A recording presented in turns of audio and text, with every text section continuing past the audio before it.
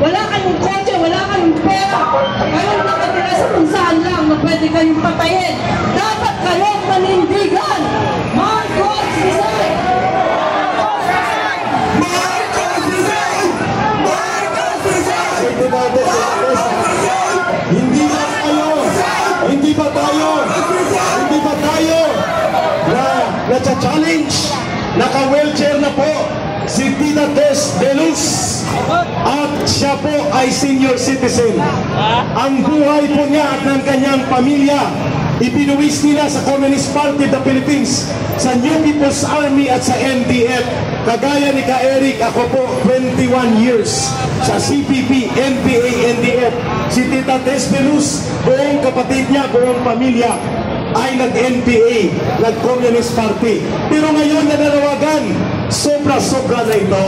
Si Marcos na at si Romualdez, kasapwatan nila ang mga komunista, ang mga hilaw na komunista, at ang kanilang mga alipores, pati ang taong simbahan na putol na rin nila. Eric, dahil tayo magkasama sa kilusan ng pagwawasto ng katotohanan.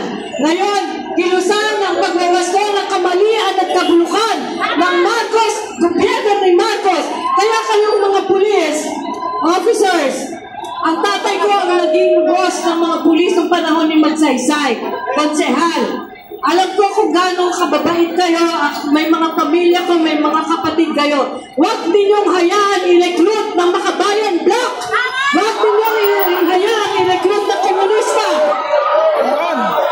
Ano ay manindigan laban sa mga komunista, Bangag, Dilawan, Pinklawan, at mga tinalig mga kakampi ng mga bulok na sistema. Maraming salamat po. Patuloy ang laban. Ayun, Tatay Ben, pinapanawagan natin ang boses ni Undersecretary Ben Ranque habang nagpapahinga si Tita Tess de Luz, at itulak natin ang wheelchair, padaanin natin ang boses ng mga matatanda ngunit matatapang pa rin at magigiting. Mabuhay ka, Tita Tess de Luz.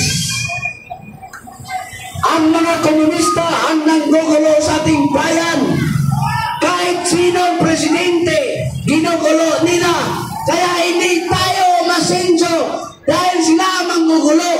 Ngayon, dahil Bangag ang Pangulo, sinusunod nila, hinututan nila, nagkapila sila, magnanakaw kayo! Pira ng bayan yan!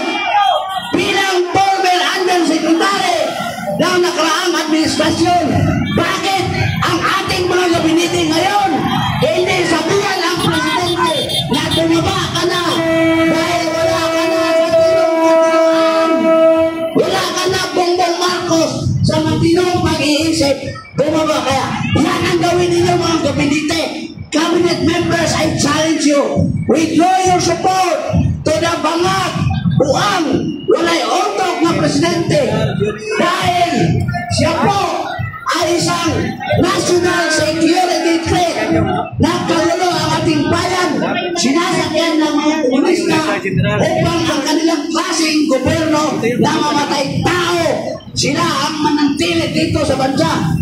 This is the only president who allowed the communist executive department pinasok at inalaw ni Bangag Bongbong Marcos ang mga komunistang manggugulo sa atin dito sa bansa natin.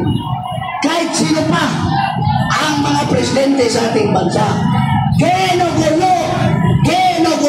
tayo ng mga komunista na rin. We have to end this madness. We have to end this insanity of the president.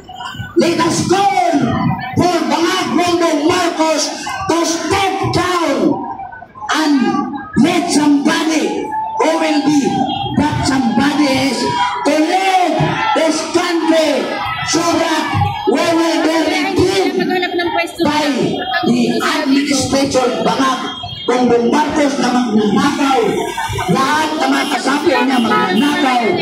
Ganyan sila kamasama. Hindi man yan, guluhin rin natin sila. We are sad that our brothers and sisters in the Catholic Church have been corrupted by the communists of the Philippines. Kinurap sila ng mga bayan, kinurap sila ng mga makabayan upang sabihan ang mga Katoliko na kuno tiyak ko condemn. Sabi nila sa kanilang mga sinasabi nila, i-condemn na nila ang corruption. Tama ka, palayasin na natin sila. Sabi nila, yung tinuro na Katoliko, i-condemn natin ang corruption. Pero anong gagawin sa mga magnanakaw? Anong gagawin sa mga kurap? Wala kayong sinasabi. Gusto na nyo kundinahin ang mga magnanakaw, ngunit hindi ninyo parusahan. Is that justice to you?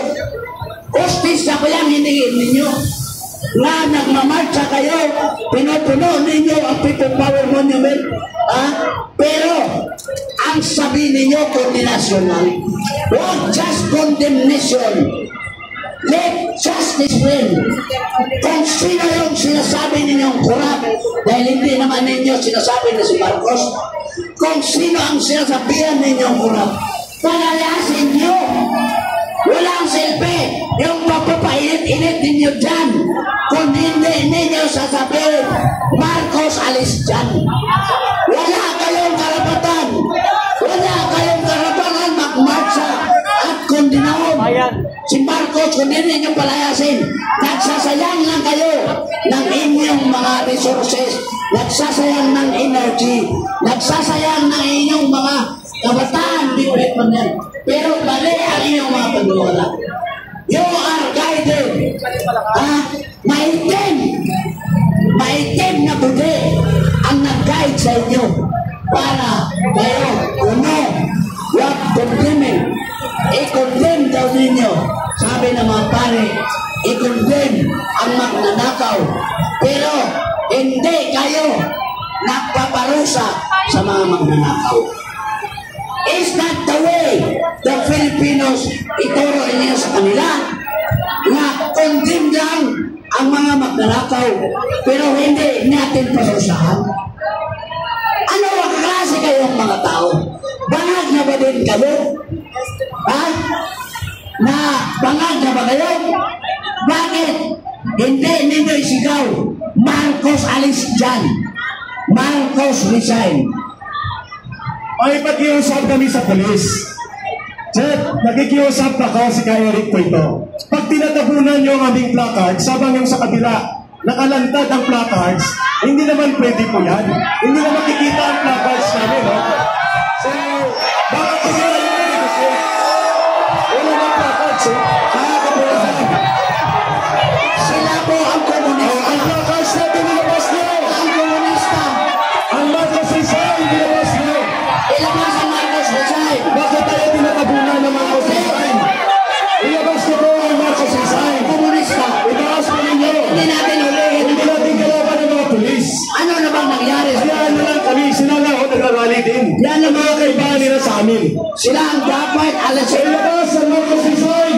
Mga kalabayan, huwag kayong magtago. Ilabas ang Marcos resign. Ang pinakasentro nito ay si Marcos. Bakit tayo mag-aalangan? Ilabas nyo ang Marcos resign. Huwag tayong lumarang sa lansangan, pero huwag namang harangan ng ating mga placards. Okay? Ilabas nyo po ang mga placards nyo. Kami nakikiusap po, ang tas na tayo natatalan eh. Marcos resign!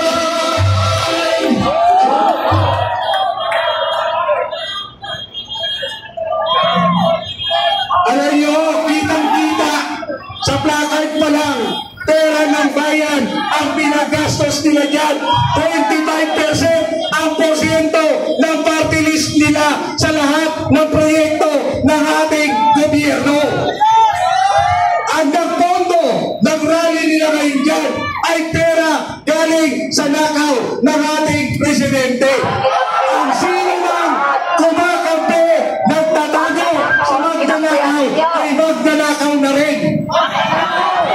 Yan ho ang mga sinakyan nila, mga air condition, buses at mga services pa. Ayan po ang katotohanan sa nangyayari sa